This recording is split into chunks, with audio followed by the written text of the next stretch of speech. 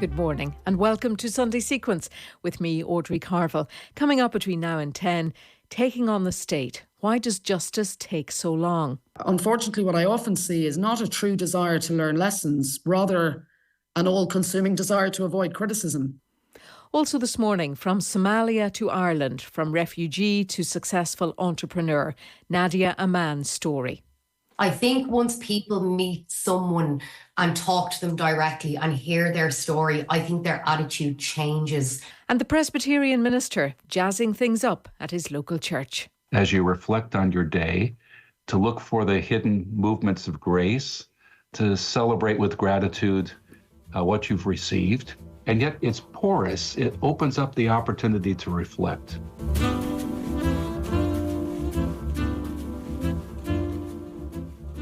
We're not live this morning, so save your texts until next Sunday. Thanks for being with us. Sunday Sequence on BBC Radio Ulster and BBC Sounds. The airwaves and social media have been full in recent months of debate, discussion, anger, hate, compassion and humanity, all centred on one topic: immigration. Whether it is the UK government's Rwanda bill or the Republic's government's failure to provide accommodation for nearly 2,000 men who are seeking asylum, the voices on this issue are growing louder. Well, our next guest arrived in Ireland as a very young child, along with her mother from Somalia. They fled when war broke out in the early 1990s. Nadia Aman has made her life and her home in Dublin.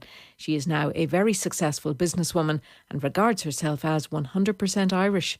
She's been talking to us about the current debates on immigration and asylum, and she first told us what she remembered about her life in Somalia. I think we all remember the Somalian war that started in the early 90s, and I think that was just a huge thing that happened around the world. Everybody knew that it was just this terrible war, and so many Somalians have been displaced since that war. There's something like 3 million Somalis all over the world because of that war. Myself and my mum, we got caught up in it. Like, we had a great life beforehand. She had her own business. You know, I was very young. I was probably about 2-3 years of age, maybe 4. So I really don't have any memory of it. It's just kind of what's coming back from my mum and stories she's told me. And we had an amazing life, you know, we really did. And then unfortunately the war happened and you kind of lose everything and you have to kind of flee and go and then you have family that are around the world and they're telling you, look, maybe come here and you'll be kind of getting a better life. So we really didn't know that like we were going to end up in Ireland as our end journey. We just needed to get out of there. So we fled. And with that, you know, at the beginning we were trafficked and we had gone through a couple of countries before we even came to Europe. So you passed through Kenya, Sudan, and then up through the Sahara and then, you know, on a boat and, you know, kind of ended up in Ireland that way. So it was a couple of years of really dire conditions, you know, like homelessness. And I remember bits and pieces. I remember, you know, walking in the middle of the night with bags on our backs with 30, 40 people. But, you know, my mum is really probably who remembers the trauma of it all. And I suppose I was lucky enough that I was that young, you know, not to. Your amazing life in Somalia, that was all down to your mother. She was a self-made woman, really successful. She was, and you know what, whatever I'm doing now, you know, she was just like years ahead of her time. So she had a tourism company and she had an airline company as well. So what she used to do, she used to work with the UN to ship in medical supplies into Mogadishu, and she used to go to Russia and lease big aircraft, so Antonovs and Cessnas. And when the Americans shut down the airspace, when the war happened, that was gone overnight, you know. And if you know Africa, if you've no money, it's just the bottom, you know. It's very hard to find middle ground or to get help. Everyone's for themselves. So she was just like ahead of her time, an African woman who owned her own businesses, and she did really, really well for herself. But unfortunately, we were found in a war, and an economic war as well at that. But her success meant that you probably had a very privileged life, did you? I did growing up, yeah, absolutely. Like even looking at pictures and stuff, she'd always say, you know, my driver would bring you into work, into the office, he'd be all dressed. All my clothes used to come from France. So like I was very privileged, you know, I didn't come from poverty, you know, because of my mum. She just really worked so hard to get to where she was. She really worked so hard, but I didn't because of her. And I think that was one of the things that when we were leaving, in her mindset, all she wanted was to get me to an English speaking country where I could get an education. And that was the first time I really felt like, okay, education is a key part of my life. And she never wanted me to be in a situation where I'd lose everything and not be able to have anything to fall back on. So she just pushed education to me from such a young age. And when we got to Ireland, when we landed in O'Connell Street in the kind of mid 90s, you know, her thing was, where can she go to school? Because I'd missed a couple of years of being displaced and going through Europe and getting here, that I'd missed a couple of years of school. So, you know, her thing was just get her into school, get her an education.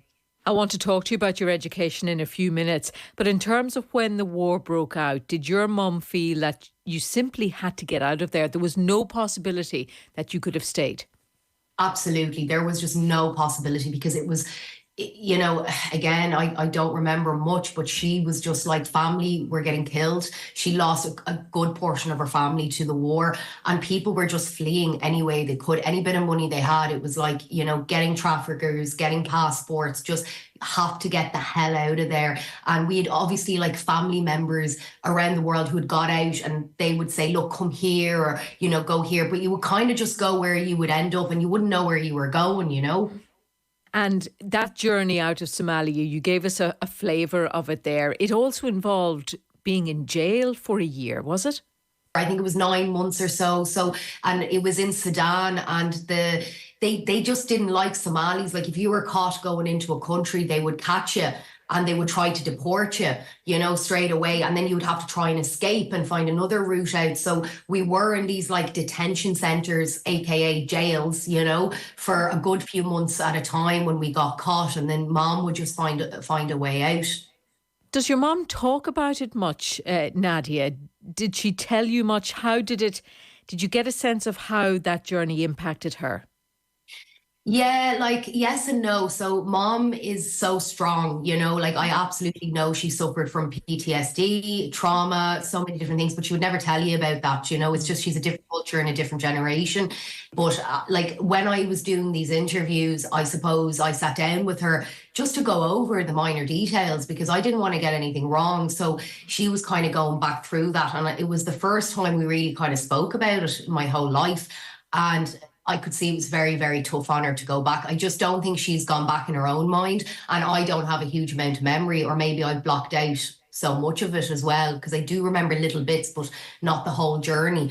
So I definitely think it's impacted her, but she just has not let it stop her from thriving on. You know, she's a survivor, and nothing was going to stop her from just getting me to the best possible place she could. And I owe her so much. I really do. But isn't this the way, you know, it's always been for when war or famine and people leave, they've left for thousands of years. And your story, this singular story, shows the determination, the courage, the resolve that people have to get out and to get a better life. Absolutely. And, you know, we even see it here now in Ireland. So many young people, like I sell cars, and I have a lot of young people reaching out to me to sell their cars because they're leaving to go to Australia, to go to Canada, to go to New Zealand for a better life, because the economy here is so hard starting out now. When it's not when I left college back in whatever, I don't even want to do the maths, but whenever that was, and, you know, you could get a job and you could get a little bit on the ladder and rent. And now the cost of living has gotten to the point where students are living at home till their 30s. It's just insane. So of course they're leaving. So they're leaving for like a different reason. And then we're seeing everything that's happening across the world. And, you know, it really hits home with me because I see both sides. I really do. I've been here since I was, you know, 6, 7, 8.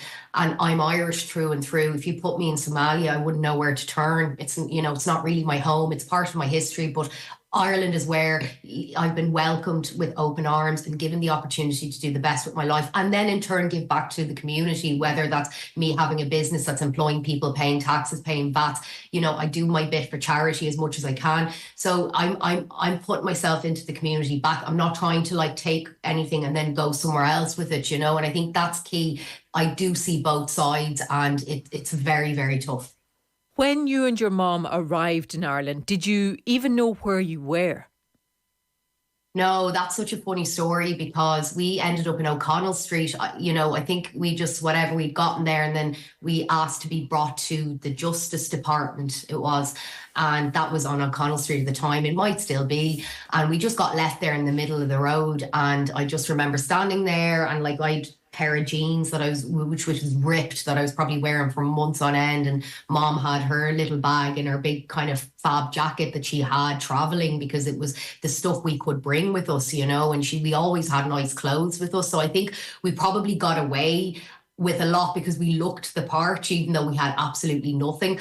And I just remember she told me that when we landed, people were so kind to her. She remembers people giving her like £100 note, because that's what it was back then. And because they weren't used to seeing foreigners, I suppose, and seeing a mum and a daughter just there kind of homeless or whatever, looking for help.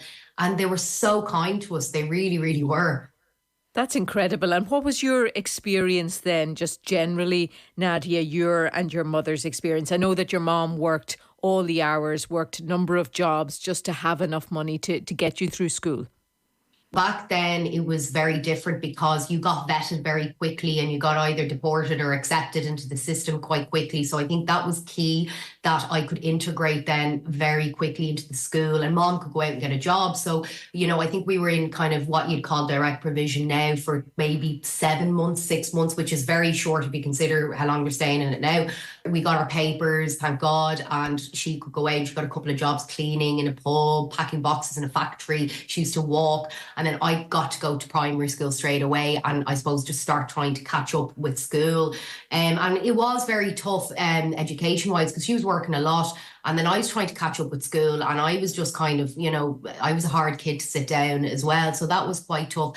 But in the sense of getting on with people, I just, integrated, and I just get on with people anyway, I think by nature, and maybe just my background of having to live in different places and get on with different people and see my mum get through different situations. I think I can then connect to everyone, and I did that growing up. Of course, I experienced a little bit of like bullying growing up, but we all did, I think if you were the kid with the glasses or you were the fat one, which I was kind of both, and I was foreign, so I got it by 3, but it was never anything more than that. It was kind of just a bit of not understanding. I was kind of the only foreign coloured person in my whole school and my whole road in Fir House, but I got on with people in general. I really did.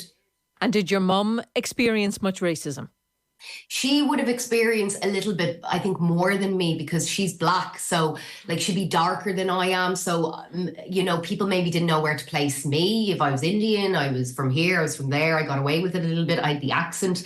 Mom obviously still held on to her accent.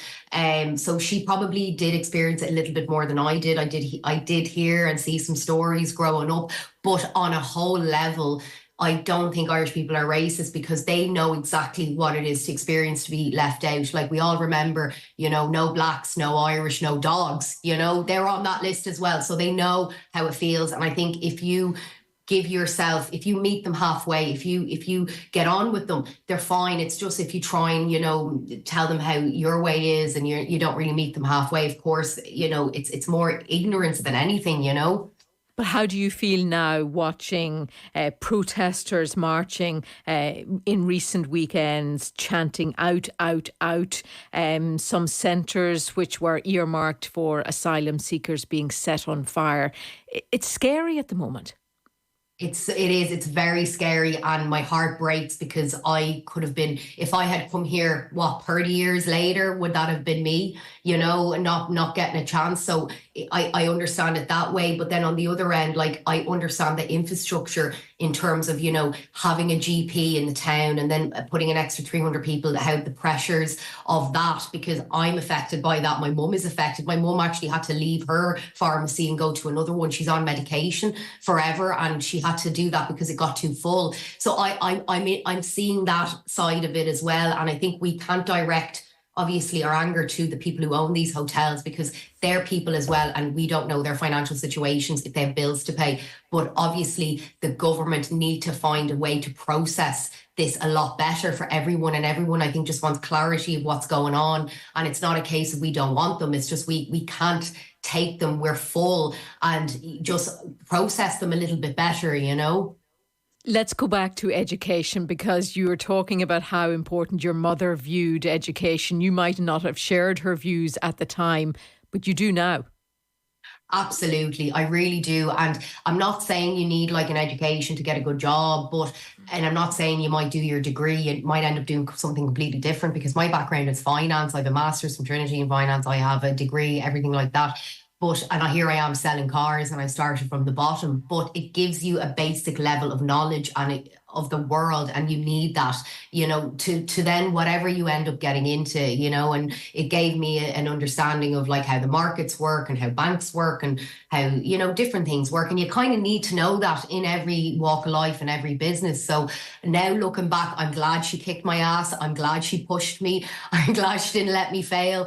Because I do owe a lot of this to her in some way of fashion. And even though she wasn't happy me leaving my kind of path of finance to go and sell cars, I think she realizes now that I'm more like her than she ever thought. Well, listening to you, you do sound like you're two peas in a pod. You have a great can-do attitude, common sense, and a real work ethic. Yeah, absolutely. And I think, it's about having that graft in you, and about taking a risk, because if you don't take a risk, nothing will ever pay off if you play it safe. But it's just having a bit of graft and a bit of survival in you that, there is no other option. Like when I left my job in finance and I did everything with social media, I kind of knew in a way that if the cars didn't work out, it could be pretty hard to get back into finance, because I was so out there. And in a way, I'd no plan B, so I had to make it work. So I think you kind of have to be in that situation as well. And why did you make that career move, Nadia? Yeah, it was all kind of landed by accident. So I was working as a trader / stockbroker, and it was my first proper job after college. I was earning really good money. I was surrounded by men that were on serious money, and they called it the Shark Tank. I was in that with, 12, 16 guys, and they all had amazing cars. And I remember getting my first loan, getting my first car. It was a BMW 320 M Sport Coupe in the manual, white, '09, big money back then, loved it.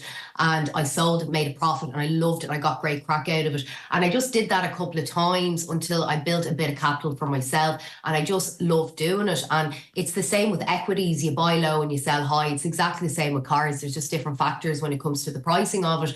And I just loved it. And I just decided before the pandemic, I wanted my own hours. I just wanted my own life. I didn't want to take a break every day like everyone else, at the same time. I just wanted to create my own life. And I just took a risk. And I said to myself, I'd lease a yard. And, I only started with the yard. I'm only inside here the last 2 years. And all I had was a yard, and I had a couple of cars, and I just built it from then. And then the pandemic happened. No one could come out. No one knew about me. I was like, how am I going to sell cars? And that's when I really pivoted to social media to push the cars, to do videos. And that's what set it all off then.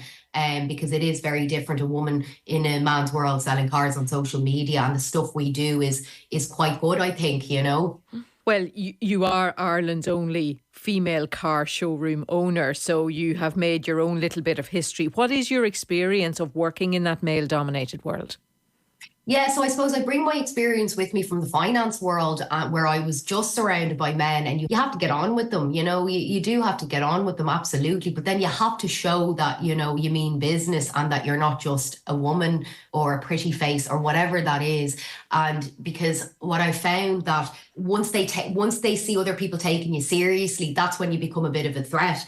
And I suppose it's finding that medium balance to get on with them, but to also put your side across. And, if I could be talked down to in a room full of guys because I had an idea, I knew I could come into a male-dominated world selling cars. And at the beginning, a lot of people made fun of me because obviously my videos were tongue-in-cheek, and no one really saw me as a threat. They just saw me as TikTok girl. Now I'm on the media, I'm on the news, and I'm getting asked to comment on certain things in the industry. Now I can kind of see a few people not happy with me, and now it's coming out. But on the same side of it, I have just as many, if not more, men who support me and who have given me a hand up, given me trust, gave me a car to sell for them on tick until I could, and I did, and I made it work, stuff like that. So it is a balancing act. Can we finish up where we started, your journey from Somalia and so many millions more making their various journeys from their countries because of war. They're forced out. What do you say, Nadia, to those who increasingly, it seems, don't want more people coming to, whether it's Ireland or Britain, looking for refuge, looking to start a new life, looking to contribute to the country that they're going towards? I think once people meet someone and talk to them directly and hear their story, I think their attitude changes very quickly. I think when it's masses and there's no real face or story behind it, it's very easy to just go against it. And I think if we can all show a little bit of compassion, but then at the same time, we need our government to process this better and communicate with people and not move people around in the middle of the night. That's the wrong way to do it as well. So I think a little bit of compassion, but also a bit of, communication from the government and a bit of help processing people and just kind of looking around and saying, well, can we take this many people into this area when there's just one GP or one school? Is it going to put pressure on the community? So again, very tough question to answer because I really do see both sides. But I just hope, we can all have a little bit of compassion because, you could have someone else grow up and really contribute to the economy as well, like we are trying to do. Nadia Aman. Well, we also spoke to Mary Lafferty, who is project manager with Irano, a refugee support project based in Omagh and Fermanagh. Has there been an increase in the numbers coming here in recent months? We started off with 40 Syrian families. They were settled newcomers, I would say, or settled refugees. They come in here and we set off looking after those people in the Fermanagh and Omagh District Council area. And it has since snowballed where we now have Afghans, Ukrainians, coming in, and Afghans as well have settled status. Ukrainians, obviously not refugees technically, but they have come under, that banner. They've been invited in here. And then we have come across a growing number of people coming in that would come to look for our services. We would have unaccompanied minors, we would have homeless people, and they would fall under the asylum seekers banner. And people coming in from different cultures and that as well have come forward to use our services now that we didn't have before. And are they from a wide range of countries at this stage? Yes, as I say, we started off with the Syrians, then it was the Afghans, the Ukrainians. Now we're dealing more with people from Somalia, Sudan, Iraq, Iran. Some of the people are coming in from. So yes, we are seeing people coming from different countries now. And are they mostly men, Mary, or is there a mix of families? In this particular area, I know probably if you're in the city, you would see more of the single men, but we tend to have family groups coming here. And whatever they would have come into the cities, they would have come as a family, they would have come as asylum seekers. But some of them have now, what has happened is some have got status of refugees, but they are homeless because there's not enough accommodation to accommodate the people. So they have been moved into hotels and put into hotels around different areas. And those are the clients that we would have. And before they moved into hotels, where had they been housed? They had been housed mostly in Belfast. In apartments and houses or what? Yes, they would have been in apartments they would have been covered by Mears, a housing association who would have the contract for looking after asylum seekers. And have they had to wait long to get their status? Some have been waiting years, others have been waiting less time, but still, not, it wouldn't be rapid enough. There would still be maybe 5, 6, 7 years. They would have been waiting on their status to be changed to become a refugee. We have seen in parts of the Republic where asylum seekers were due to be housed or were housed, and there have been protests outside various accommodation centres. Has there been anything like that here? Not to the extent that there has been in the south. We have had some very unsavoury incidents. Again, no one wants to see the rise. No one wants to see what happened down in Dublin, for example. Other parts of the south happen here. But unfortunately, because of what's been happening in the past few weeks, and the very negative rhetoric that's around asylum seekers, it's leaving the door wide open for groups of people to come in and protest and to stir up a lot of trouble because of all this negative media we are being subjected to at the moment around the whole sector of asylum seekers, refugees. And I think this is something we really have to look at, and sort of going back to Nadia's story, such a positive story. And this is what we're not getting enough of. We're only ever hearing the negative side of the story about asylum seekers and refugees. And as I say, what has been happening in the past few weeks, it's appalling, actually. And where is that coming from? What are you noticing? Is it coming from locals, or is it coming from further afield than that? The media have a lot to do with it. The media are in the background, and there's a lot of negative stories going out there. We're seeing very little positive stories. It's all the negative stories, and people are feeding into that. There are fears. Local people do have fears, and that is, we know that, we're aware of that. There's two sides to every story.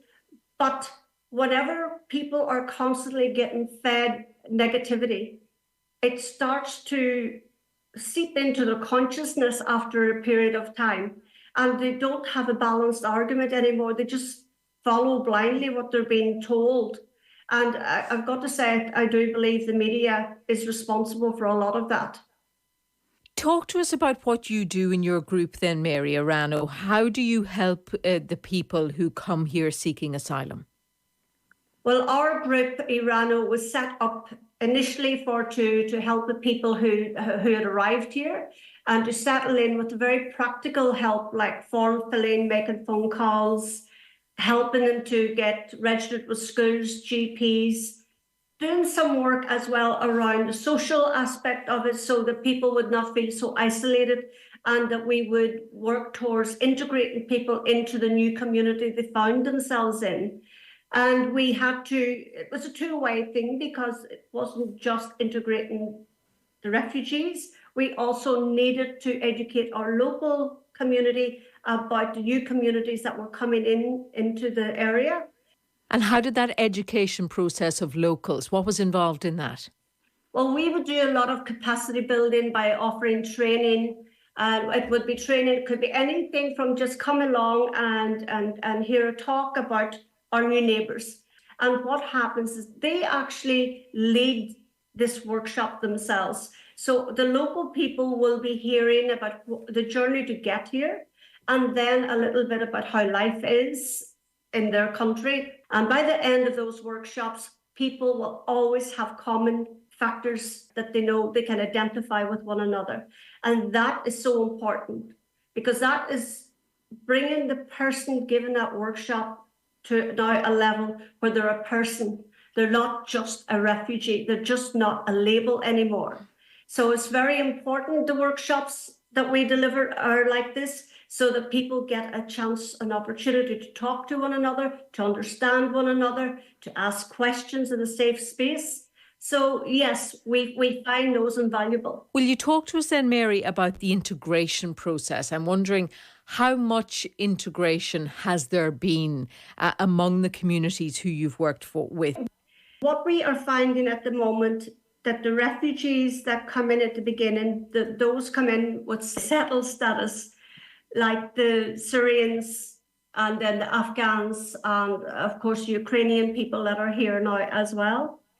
They are settling in very, very well. They want to be part of the community, and they are proactively getting involved. A lot of them have retrained, a lot of them have undertaken or taken studies in our local colleges. A lot have secured employment, or indeed have set up their own businesses within the Fermanagh Omagh District Council area. Mary Lafferty, Project Manager with Irano. You're listening to Sunday Sequence. Whether your weeknights are hectic or chilled, you'll find a great soundtrack on BBC Radio Ulster. From energising to mellow. with new discoveries I was lying in my bed. and timeless classics. Is my trouble that Monday to Thursday nights from 8, live on Radio Ulster, where music matters, and BBC Sounds. You're listening to Sunday Sequence. It's 9 o'clock. BBC News NI on Radio Ulster and on BBC Sounds. Good morning, I'm Eve Coleman. It wasn't to be an 8th victory for Ireland in Eurovision last night as Switzerland landed the top prize. Ireland's Bambi Thug finished 6th for their genre-defying song Doomsday Blue.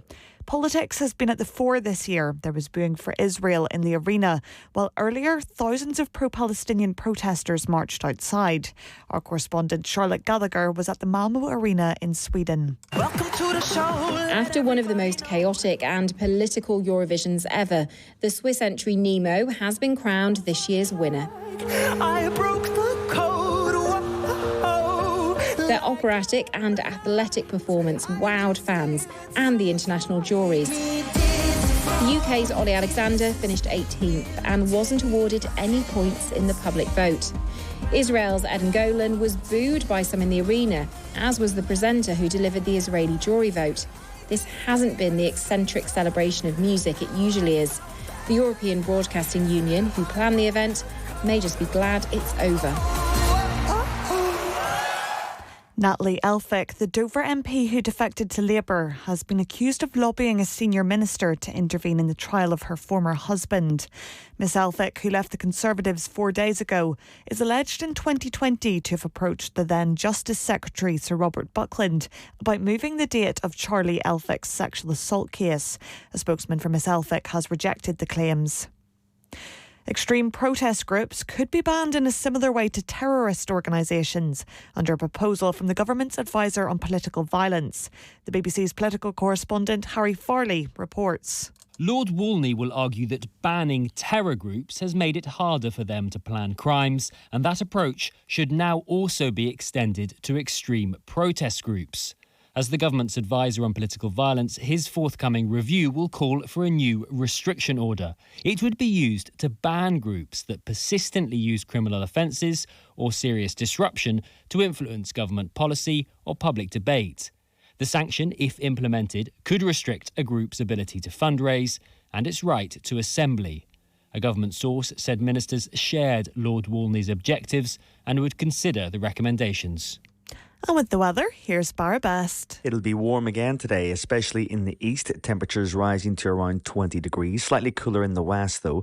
Bits and pieces of sunshine will come and go today, although it will be cloudier. And the cloud will give some thunderstorms, possibly later on this afternoon, with a weather warning issued for western areas. It will then, once again, turn drier through this evening and for much of tonight. BBC News. On BBC Sounds.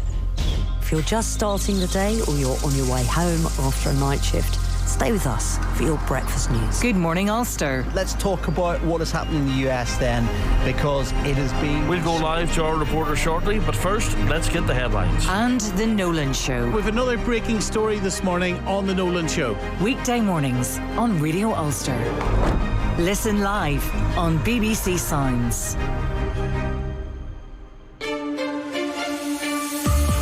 Sunday Sequence with Audrey Carville on BBC Radio Ulster and BBC Sounds.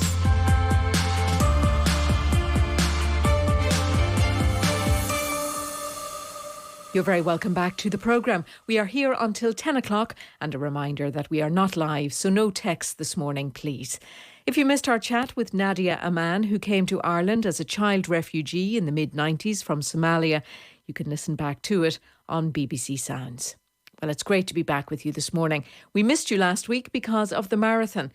If you cast your minds back a week earlier again, you might remember that we brought together for the first time Carol Barrett, Margaret Aspinall and Catherine McIlerney. Carol's brother Michael had been unlawfully killed in the Stardust fire in Dublin in 1981. Margaret's son James was unlawfully killed in the Hillsborough crush in England in 1989. And Catherine had been falsely accused of stealing thousands of pounds from her own post office in Leitrim near Castlewellan in County Down, part of the UK-wide post office scandal. They spoke to us about their decades-long campaigns, the work, the toll, the pain, the sacrifice. Well, we wanted to ask the fundamental question: why does justice take so long when the campaign is against the state? So this week we brought together Professor Phil Scraton from the School of Law at Queen's University. He also led the Hillsborough Independent Panel's research team.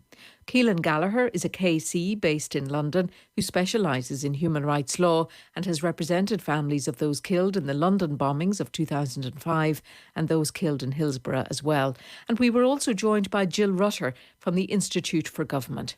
First, Professor Scraton, is there a deliberate policy by the state to delay, deny and reject challenges to it? I think it's a difficult question to run those three things together: delay, deny and reject. I mean, the biggest issue for me is that we can see clearly at the outset of many of these campaigns that people have got a major case.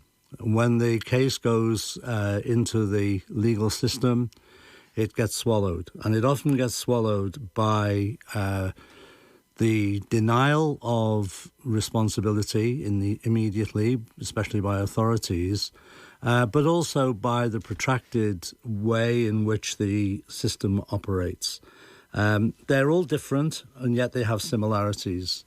When we're looking at the quest for a public inquiry, for example, which is what often people call for in these kinds of situations, the belief is that a public inquiry will arrive quickly and it will arrive free of other interferences. But of course, if there are complex issues where there have been deaths, where people have to settle the issue of liability, then there is a criminal justice process to go through before you can even get to that stage.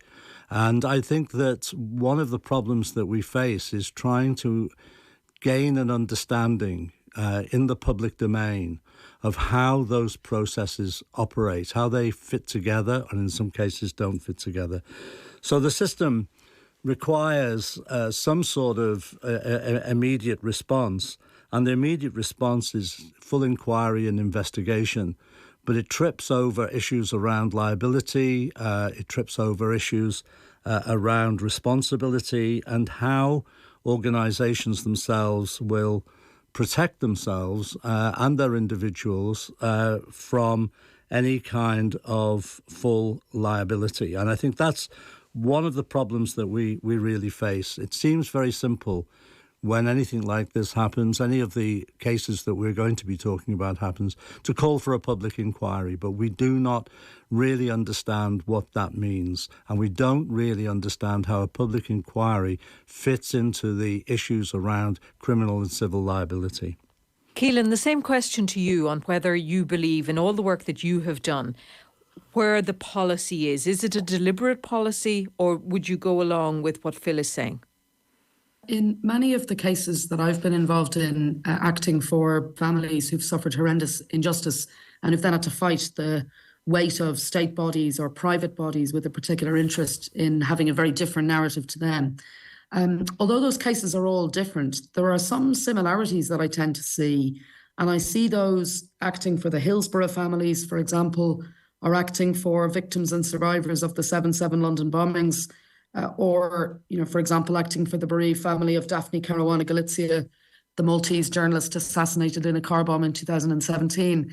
And I suppose the features that I quite often see are four things. And they all, I think, come from the same place, which is state bodies, or in the frame private bodies or individuals, when there's been a horrendous death, quite often slip into reputation management mode, is my experience. And that leads really to four things. I think, first of all, in all of those cases, I've seen what I would describe as institutional defensiveness. And although the inquest and the inquiry process is supposed to be inquisitorial, to seek out the truth, state bodies are supposed to assist in that process. Regrettably, over 20 years of my practice, I find quite often that state bodies do quite the opposite. And the Hillsborough inquest is a good example of that. State bodies fighting tooth and nail to avoid criticism, even during the inquest when many of the failures had been laid bare in the disclosure we eventually got. That often happens, that institutional defensiveness, despite public apologies having earlier been issued, which of course makes the bereaved families rightly feel that the apologies are meaningless, because the organisation then seeks to sidestep them as soon as they're away from the immediate glare of press cameras before a coroner or a jury or in a public inquiry. And it does seem to me that institutional defensiveness is entirely at odds with the notion of learning lessons from a death. Unfortunately, what I often see is not a true desire to learn lessons, rather an all-consuming desire to avoid criticism. And I suppose the second feature I quite often see, unfortunately, in many of these cases is demonising the dead or demonising the bereaved. There's many examples of that, like the disgraceful, odious peddling of lies about what happened in relation to Hillsborough, blaming the fans.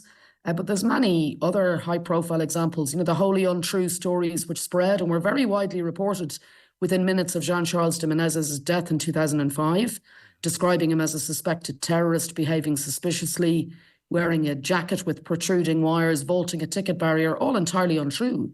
And though that initial narrative passes into lore, particularly I think in a 24-hour news culture where people are desperate to hear what's happening. Or we saw the same thing in Malta, with Daphne's family being blamed, Daphne's eldest son, Matthew, himself being the subject of conspiracy theories.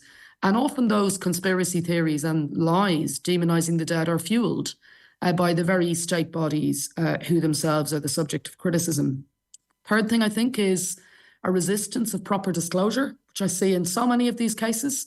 We see it in the north of Ireland, bereaved families fighting for access to basic information about relatives' deaths in the 1970s, or another case I acted in, the case of Conor Sparrowhawk, Laughing Boy, where the relevant health body, Southern Health, failed to inform his family, the coroner or the police or us as the lawyers, that there'd actually been a death of another patient in the same bath 7 years previously, information we had to stumble on over the course of the inquest itself. And the fourth feature really is equality of arms, that regrettably, quite often here you have a David and Goliath battle, a bereaved family who've never been in this position before and who have to fight to get legal aid, to get the most basic of support in circumstances where they're facing the weight of and the might of state bodies or private institutions with very, very deep pockets. And you've a total inequality of arms there. So those are all features which I see in many, many of these cases to lesser and greater extents. And I think that all stems really from the idea of the bodies who are in the frame going into reputation management mode, being defensive and immediately firing blame at the people who they should be supporting, the bereaved. Jill Rutter. Jill, you're very welcome to the programme. One of your former hats is being a former civil servant. Listening there to Phil and listening there to Keelan, is that the thinking in government circles when disasters, when any miscarriage of justice happens and they're challenged and campaigns begin? Is the instinct, is the strategy to protect the institutions of the state? I've never actually been directly involved, I have to say, in any of these instances. I think the problem is that the first instinct is, as both Phil and Kiefer were saying, is to sort of, is to rally round the sort of institution. I do think there is that sort of institutional knee-jerk defensiveness, and often that is when you get early cases and you take one course of action, and then over time you double down on that action till it becomes really quite a big sort of systemic set of issues. But then actually the reputation hit is potentially becoming much, much bigger because you both have the reputation hit from the initial wrong, but also the compounding effect of not dealing with it and indeed reacting and handling it in the way that you did. And I think we've seen that very much in the post office case when the reaction was there seemed to be problems. We possibly suspected that our new accounting system was going to throw up more cases of fraud than our previous one did. We're prosecuting, and then you just get into a thing where you're prosecuting more people. You don't, shutting your ears to any possibility that it could be your accounting system at fault, because it's sort of the sort of consequences of admitting that you've been getting it wrong get bigger and bigger. And it's only when you get to what you might call a sort of point of sort of incontrovertible emergence that, you really have to sort of change tack. And then you're then battling external pressure to say, well, what on earth has this institution been doing? Why has it been doing things so wrong? Which if you'd had much earlier positive reactions of thinking, what are all the possible things that could have been doing? Could we have been to blame? Why are we getting these cases? You might not have dug yourself quite into the ditch. So I think there's a real problem, because then it's an inordinately long haul to get institutions out of the place in which they've moved themselves. And we see denial, making things difficult. We see repeated cover-ups. And I think Hillsborough is a very good example of systemic cover-ups then of what is going on. Very difficult for people who suspect unfairness, maltreatment, negligence, etc., from outside to build their case, because they can't really access the evidence that they need. And it's only when you then get to this massively protracted process of getting some sort of either judicial process or a public inquiry. And as Phil said, there are huge, big issues when those interact. And we try and use public inquiries, which have become complete monsters, I think, to do lots and lots of quite different things. Partly they're about attributing blame, and because you're potentially ruining people's reputations, we have protections for them. They may need to use lawyers. We have that whole big process of making sure that they have a chance to respond to any accusation that are named in the so-called maximalisation.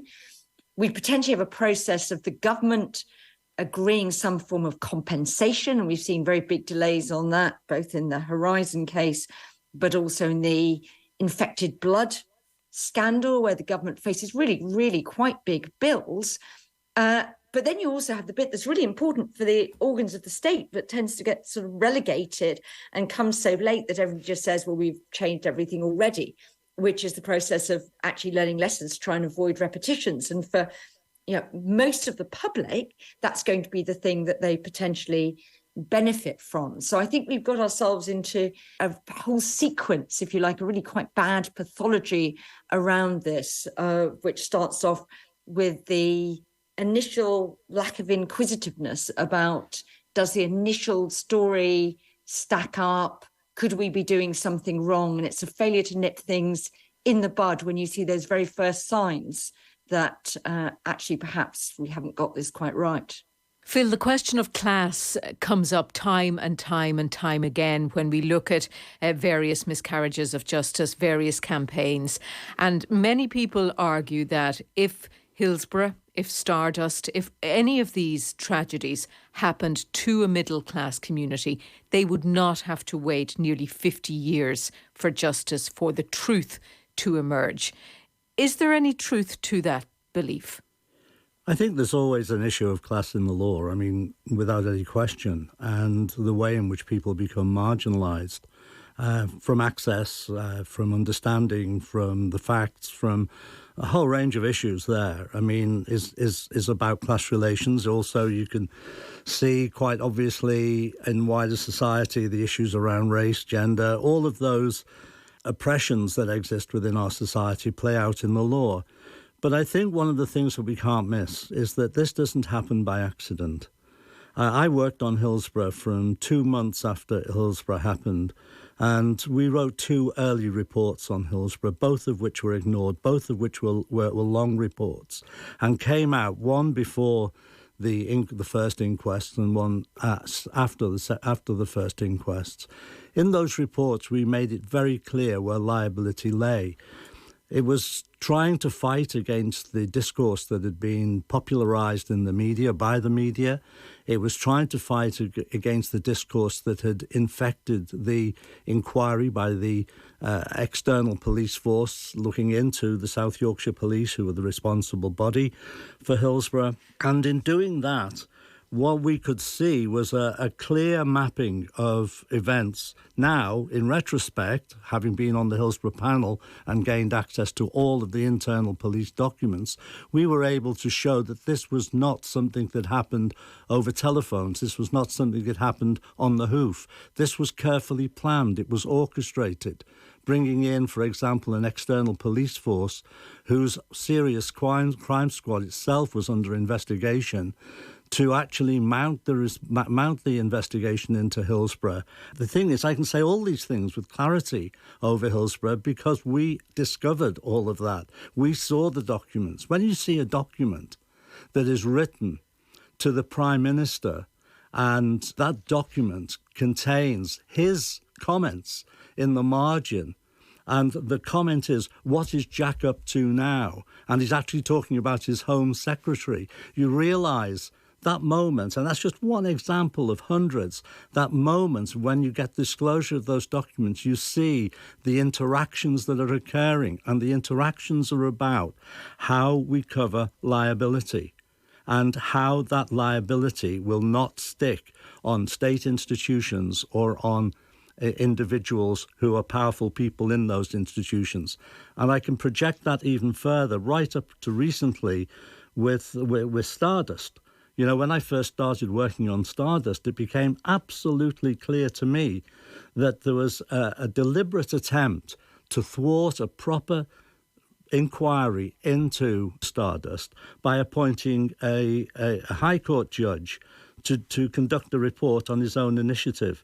And although in that situation he might find that there was seriously misleading evidence before him, what he actually also found was that the object of the arsonists was to do no more than cause a fire. In other words, he projected in his findings right at the outset of Stardust that the issue of Stardust was arson, which it wasn't. That was the cause of the fire as he saw it. Now, those who were there, those who witnessed the deaths of their friends and their relatives, they knew that not to be true. But the fact of the matter was that the investigative process distorted the event, distorted what happened, and that is not happening by chance in these cases. And if we move from liability to accountability then, Keelan, why is the system set up in a way that verdicts from inquests, conclusions of public inquiries, which in the majority of cases find in favour of the campaigners, why are they in effect meaningless when it comes to a criminal court? Could I first just add something on the class question that you asked, Phil, if that's okay? It seems to me we're very shortly after the findings in the Stardust inquests, dating from 1981. Now, if you were in that Artane nightclub on Valentine's Day 1981, you were almost certainly young and working class and a North Sider in Dublin, as I am. I remember it so clearly. And you might remember that Charlie Bird, the RTE reporter, said of what happened. If this had happened in Annabelle's or anywhere around Dublin 4 or Dublin 6, the inquiries wouldn't have been going on for 40, 50 years. And I think class is a real issue. And I find it not only in inquests and inquiries following deaths, but also in much of the work that I do concerning child sexual abuse and child sexual exploitation in relation to Ireland and in relation to the UK and internationally. Again, you hear someone like Mick Finnegan, survivor of St. John ambulance abuse, accusing politicians of ignoring the lads from the flats, for example, or in the independent inquiry into child sexual abuse in which I acted for multiple people. Many of those adults whose lives were scarred by child sexual abuse in the 50s, 60s, 70s, in the last number of years gave evidence describing how they felt worthless and treated as worthless, in part because of their class and in part because they were kids growing up in care. On your question about findings from inquests and public inquiries and how they can often be meaningless when it comes to criminal proceedings, there's a technical legal answer for that, of course, which is that the process of an inquiry or an inquest involves a civil standard of proof, and it's inquisitorial, designed to get to the truth. It's not adversarial like a criminal court where the standard of proof is higher and where the process is different. So that's the kind of bare legal answer which many lawyers would just give you. But in truth, what I've often seen in these cases actually is situations where there is ample evidence to justify a finding to the criminal standard of proof that someone has in fact been guilty of gross negligence manslaughter and that it is unlawful killing. And what goes wrong are the state processes. If you look at something like Hillsborough, or you look at any inquest where there's been an unlawful killing finding, you have the bereaved family with specialist lawyers usually and with experts where they've got public funding, able to trawl through the evidence and look at it. And when you then get to the criminal proceedings, quite often what you get is an entirely new set of prosecutors coming in, treating it like a blank slate and not learning the lessons from the inquest. And sometimes you do get witnesses, of course, who've honed their answers. They've seen what went wrong in the inquest for them, and they approach tactically the criminal proceedings differently. So that causes real problems. And the other thing I would say, of course, is that the findings that we get and the conclusions that we get following inquests or public inquiries, including prevention of future death reports, are only meaningful if they're actually followed through. And I think sometimes people see the headlines on the day when you get the result and the finding at the conclusion of the inquest or when the public inquiry is published, and people often turn away and don't follow up the many months and years afterwards and the long grind which bereaved families, victims and survivors have in trying to ensure that what is said on paper by the coroner or by the judge or by the panel in a public inquiry actually converts to reality. Because every single bereaved family I've ever represented in over 2 decades tends to want, regardless of the circumstances, 3 things. They want answers about what happened to their loved one. They want accountability for anyone who was at fault. And they want change. And that's why follow through on recommendations and findings is absolutely critical. And that's a real area where I find things drop off a cliff. Phil, I want to talk to you about accountability, but before I do, I want to bring Jill in at this point and listening there, Jill, to Keelan. In their pursuit of protecting the state and the institutions of the state, do states forget that the primary responsibility is to protect their citizens? Probably a tendency towards disbelief on some parts of the state about other parts of the state. So I think, yes, I think they circle the wagons and don't remember the people at the heart of it who they are supposed to be serving. But I do think that in terms of, follow-up and lessons learned, that's a really, really important point, because we do see, and we see this in some of the inquiries we've had in over here into failures in the health service, that you have an inquiry into whether it's the mid-staff's health case or maternity services. We repeatedly get told that, yes, there will be change happening, and yet we seem to sort of fall back again and again into that. And one of the problems, I think, certainly in a sort of big service like the health service, there is not and this is something that Jeremy Hunt, when he was health secretary, was very keen to do things about, was to move to a sort of less blame-ridden, more learning culture around the reaction to mistakes. I mean, his example there was the way in which aviation industry, where mistakes are usually fatal in air accident investigations, where you get into the habit of reporting near misses and learning from near misses, things like that. And actually, it's part of your duty as a member of the team to report concerning incidents. And I think we need to get into a mentality of being more curious in the state about why things are happening, prepared to countenance more options. And I think the points that both Phil and Keelan have been making about who we regard as credible people and who tend to be dismissed as incredible witnesses with a presumption against belief is really, really important. And we need to have a sort of culture where actually our reaction isn't defend, and then get into these massive long processes. We need to sort of say, are we making sure that we're doing the best we can?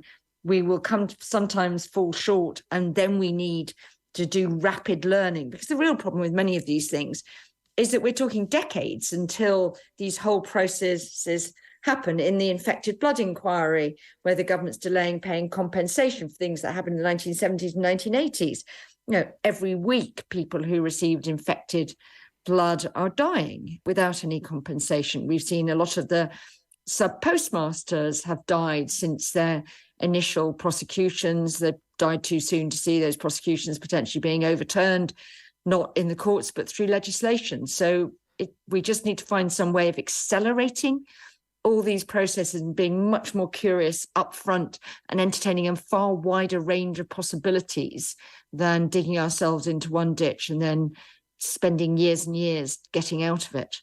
Phil, some of the cases we're talking about relate to very long time ago. Stardust 1981, Hillsborough 1989. Do you believe much has changed in relation to tragedies that have occurred more recently? I'm thinking of Grenfell, for example.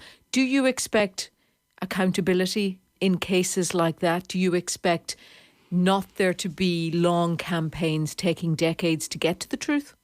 I think that in situations such as Grenfell, where it is so much in the public domain, where it has a clear implication for people living in those properties all over the UK and elsewhere, then there is an urgency, a sense of urgency, albeit it's delayed and it still is a long process because the process itself will always take a long time. And so Grenfell, to me, is an outlier. One of the cases that I've been working on, as you will well know, is the long historical analysis into mother and baby institutions across Ireland, but specifically in the north. And this is a real problem. When we focus on institutions where there is serious institutional negligence or serious institutional abuse, we tend to focus on those who are directly involved. So, for example, in the mother and baby institutions, one of the things that we found was quite clearly that although the focus was on the institution itself, what was also of considerable significance were those who serviced the institutions, those that carried the issues forward. In other words, the doctors, the priests, external, the people who are involved in the emigration, all of those people who are directly involved in servicing the mother and baby institutions. What I'm trying to say in this is that it's not always simply a focus on the institutional process itself. It's a focus on then what happens next. Getting to terms with that is really difficult in the inquisitorial system. An inquest, for example, where families will go expecting to see the full exposure of all that happened in a non-criminal court, will witness an adversarial wolf in inquisitorial sheep's clothing. What I mean by that is it sets itself up as an inquiry. It has set itself up not to be adversarial. Yes, we all know the reality is adversarial. We know that those who are representing the interests of private and public institutions will obviously be at odds with those who are representing the interests of families. And we have yet to have a process in which accountability emerges fully from those situations. So what do I mean by accountability in that sense? Accountability can mean simply getting to the truth, and that's so important. And it's not simply getting to the truth, it is getting to the truth. But what does accountability mean beyond that? Who do we hold accountable? When the Hillsborough trials failed to gain a prosecution against the most senior police officer involved, that was seen as a deep failure. But if that had been successful, would that have been enough? And the answer I would have to that is no, nowhere near enough. Because although one person might have been directly responsible for certain actions or inactions in a case, what about all of those who are involved at different levels in the actual issue on the day, in the aftermath, and the cover-up that followed? So the scope of responsibility, the scope of liability, and using liability in a non-legal sense, that who is liable across the board, they are the important issues that inform accountability. My biggest concern is that when we get to the end of these long drawn-out processes, where we're not dealing any longer with those who suffered at the time, we're dealing with the next generation. When we get to that stage, the issue of accountability, both directly in terms of individuals, many of whom will have died, but institutional accountability also, that becomes masked. And I feel that is a process that we have to rectify. Now, how that can be done in the situation, as Kevin has made very clear, in terms of the class nature of our system, a nature of a system where those families from Artane and Stardust were clearly seen as being people from a working class community pointing the blame at institutions, not accepting responsibility for their own sons and daughters' actions, all of those issues that we know were the tropes that were lined up at the time. How we actually managed to take away demonization from those people who are in a disadvantaged class, race, gender position is, to me, part of the process we have to really get inside in terms of developing our mentality and understanding of these issues in a broader public domain. Professor Phil Scraton, Keelan Gallagher and Jill Rutter. Our next guest has a dual career. He is a jazz pianist and he's a Presbyterian minister.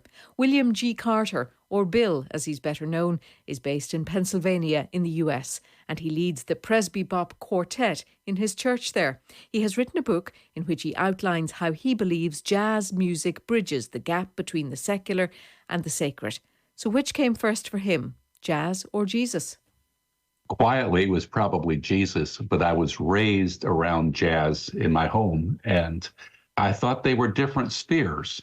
This book has been a project to discover all the hidden connections.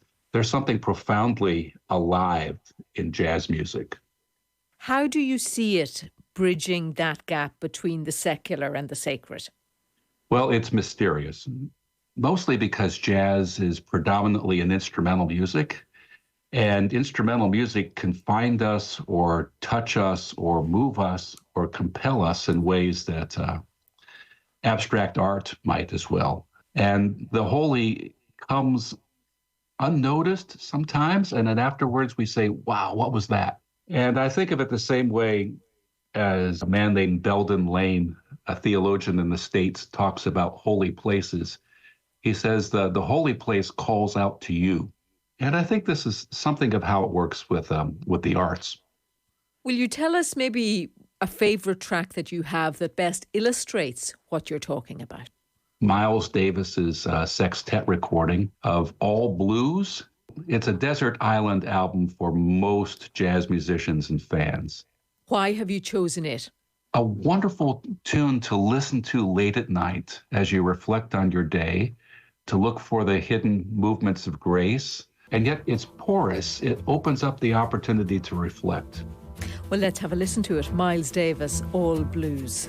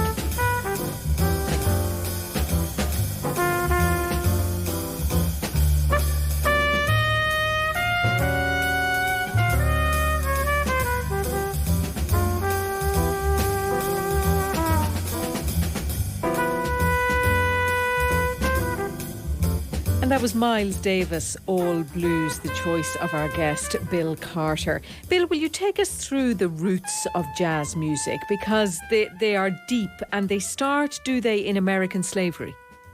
Well, they do, but it has been multicultural music from the beginning, which is why for a white European majority was always kind of figured to be suspicious or enticing. We often trace it to New Orleans in Louisiana, which was a port city that brought together nationalities, but it's far more complex than that. In fact, there was a piece years ago, I believe on BBC, about tracing the roots through the spirituals all the way back to the Psalms of the Outer Hebrides of Scotland. This is a musical gumbo. There's a little bit of everything in it.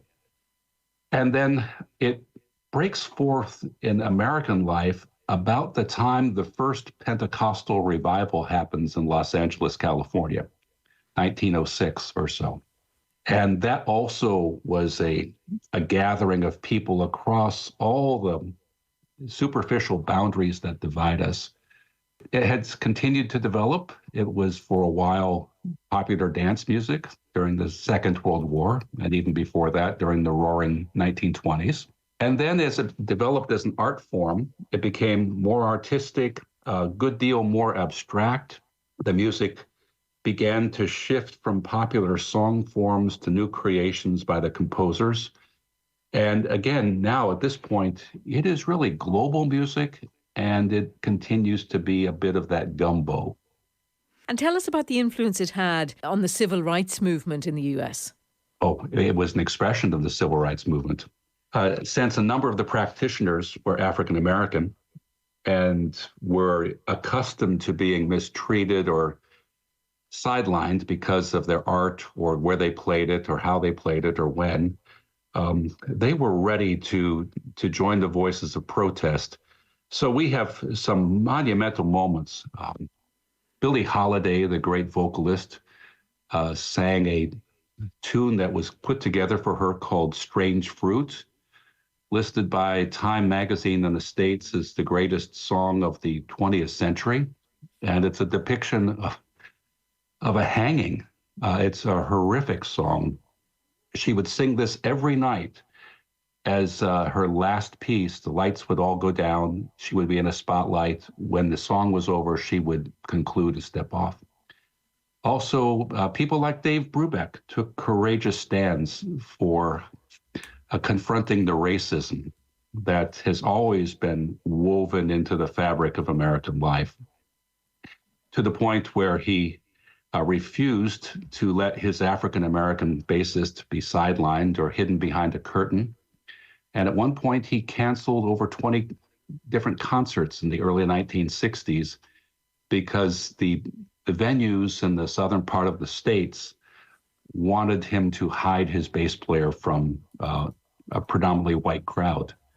So there's been that kind of prophetic impulse woven into the music as well. And jazz musicians, in my experience, are fairly open-minded, open-hearted. So they don't do well with dismissing other folks out of view. They believe everybody counts, everybody's valued. Now, Bill, you started a jazz ministry at your church. Will you tell us about that? When I went to Princeton Theological Seminary in the early 80s, I thought I was giving up my life as a jazz pianist.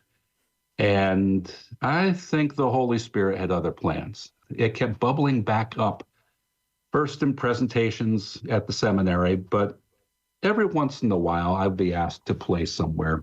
And then when I moved to this current parish in December of 1990, there was a signature moment in the Presbyterian tradition in the States.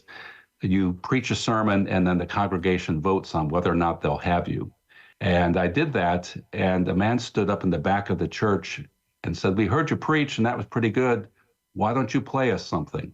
And I said, "Well, that's not why I'm here." And he countered, "That's what you think." So within a year or two, our worship committee at our church was looking for a substitute organist on a holiday weekend, and they asked in desperation if I would play the hymns. And then was I planning to jazz them up? And when we opened the door on that Sunday morning, the sanctuary was packed. The television cameras were there. And then people haunted me with the question at the door, what are you going to do next week? And my answer was, I'm going to think about this for a while. But I began to reconnect with a college music professor, then living an hour away. He introduced me to other musicians. We began to play once a year, twice a year, maybe.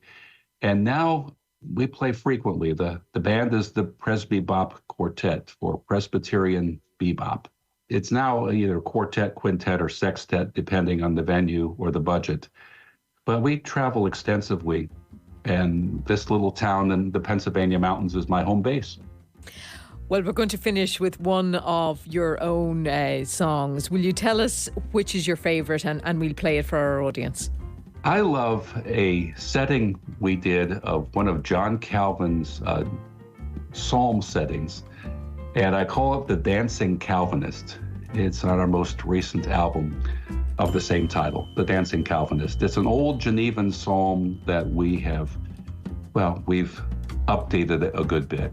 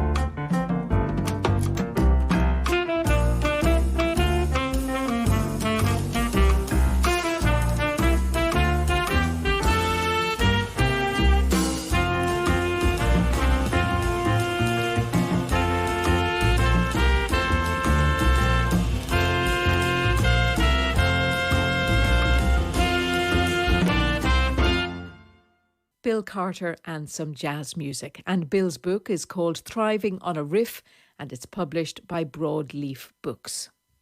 Now, if you want to take 15 minutes to yourself this morning, let me tell you that at 11:15 here on BBC Radio Ulster, you can listen to Thought for the Week. It's our Sunday morning compilation of some thought-provoking reflections from guest writers. The Power of Music, Bruce Springsteen, and Trusting a Stranger are just some of what is on their minds this week. So do take a break and relax in the company of Thought for the Week from 10:45. What if there was a better way to recognise and treat people who have suffered an emotional trauma, distress or mental illness? Rather than diagnosing an illness or a disorder, prescribing medication and sending people to hospital, what if instead of asking people what is wrong with you, they were asked, what happened to you? This is what clinical psychologist Dr. Lucy Johnstone has spent 5 years of her life working on, along with Professor Mary Boyle. They put together the Power Threat Meaning Framework. It's an alternative to psychiatric diagnosis. Dr. Johnstone explained what she believes is wrong with the current model. I think a lot of people are not really aware how deeply flawed our current way of thinking about mental health is. And by our current model, I mean the widespread assumption that people are suffering from illnesses of some sort, medical illnesses or disorders, which need diagnosing and perhaps largely treated with medication. But actually, that way of thinking has never been strongly supported by evidence. For example, it's recently been admitted that there isn't and never was any evidence for the fact that a chemical imbalance causes depression and so on. And actually, we have a mountain of evidence that what actually affects people's mental health, and it's common sense in a way, is what's gone on in their lives. And I think we don't have to know a lot about it to realise that something isn't working. You know, levels of mental stress are rising. People don't seem to be feeling happier, more at ease in their lives. And we actually need a much better and I would say a radically different way forward. When people seek treatment, is their backstory, is what happened to them not part of that process of treating them, diagnosing them, then treating them? Well, that's a good question. And to some extent it is. It varies a bit. I mean, you do hear quite a lot of horror stories about, you know, I'd hardly got into the GP's office before I was given a prescription, or, you know, the psychiatrist or mental health worker instantly told me I had bipolar disorder or whatever. But a decent professional of any background will explore what's, you know, what are the wider context of your lives. The trouble is that doesn't then seem to be translated into much kind of action. There isn't a lot of therapy on offer. The easiest thing to offer is a prescription. And by the time you get a label, which can happen pretty quickly, people tend to focus on the label, the illness, and that tends to obscure the life story, which is nearly always behind it. And before I talk to you in detail about your model, do you think that is down to resources, that resources are so stretched that it's in and out as quickly as possible? I think it's partly resources, and I feel a great deal of sympathy for hard-pressed GPs and so on.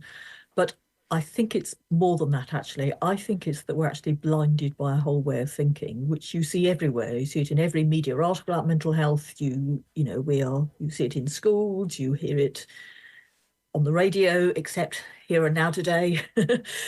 I think a particular way of thinking about distress, which is based on we must identify what kind of disorder this is, actually blinds us to the very real life stories and the painful issues and very often traumatic events that bring people into services.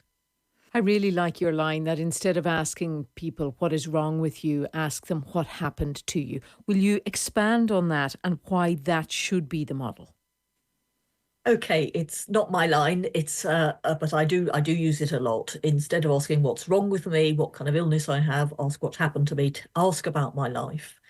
So this is a slogan associated with what is called trauma-informed practice, which is a new and quite widely taken up approach, which says we need to think about, you know, your relationships, your social context, your childhood, the resources you have, your relationship to your community, and so on. These are important ideas which are finding their way into services. And the particular approach I'm going to come to Belfast to talk about is called the Power Threat Meaning Framework, and it builds on, but it actually goes further than trauma-informed practice. So we think trauma-informed practice has a lot to offer, The Power Threat Meaning Framework is quite a radical document in a way, and it says quite openly and upfront, we need to drop the diagnostic model of distress. We actually need to think about this completely differently. To use a bit of a cliched term, we need a paradigm shift. And we need to make much more explicit links between much bigger issues like social injustice and inequality, and the very difficult economic and political and social context of Northern Ireland and all sorts of places where people have suffered very much for years. We can't disconnect that from understanding what we then might call their mental health problems. And actually, in some ways, it's unhelpful to describe people's understandable responses as mental health problems as though they're something separate and additional to the very natural reactions people have to real difficulties in their lives and in the societies we live in. So links between social factors like poverty, discrimination, have they been largely left out of the equation until now? They kind of have and they haven't. If you actually look at the evidence, and our project is an evidence-based approach, you can see there's a mountain of research showing that, for example, poverty is one of the biggest predictors of later mental health problems. Being abused, being hurt, being neglected, witnessing domestic violence, experiencing domestic violence, inequalities, big differences in income between richer and poor in any given society. We actually have a huge amount of evidence about that. The question is, do we practice? Do we talk to people? Do we set up services as though that's true? And the answer, almost in all cases, is no, we don't. No, we don't. So the framework is about making those links so clear that we can't hide them away behind diagnostic labels. And that, of course, has huge implications. And it has implications within services, but obviously it also has implications without services. Ultimately, we need to live in fairer, more equal societies if we want what we call our mental health to improve at a population level.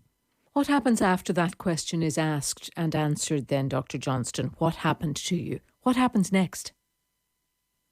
Okay, so in our approach, what happened to you is only the first of a series of questions, which then look at how what happened to you affected you, then look at the meanings you apply to it, like I'm hopeless, or I'm a failure, or it's my fault, and which then look at what we would call not symptoms, but survival responses. What do you have to do to survive? I don't go out because I feel so scared and ashamed, or whatever. So those questions in our approach form the basis for constructing a very personal story about a particular person. So instead of giving someone a label like you're one of this large group of people with bipolar disorder or with schizophrenia or with clinical depression, it's about particular personalised stories. So what happens next isn't a kind of universal prescription. What happens next is to some extent guided by the story. So if it turns out you have an undisclosed history of abuse, then there are obvious things you might support people with if that's relevant to them. Mm-hmm. If it turns out you're living in very poor housing, then that may be where the priority is. I mean, it sounds common sense, and in a way it is common sense, but actually it's relatively unusual for these things to happen in services. So the next steps are dependent on your personal hypothesis and your personal story. In brief, it's a narrative-based approach, not a diagnostically based approach. Is there a role for medication in some of it?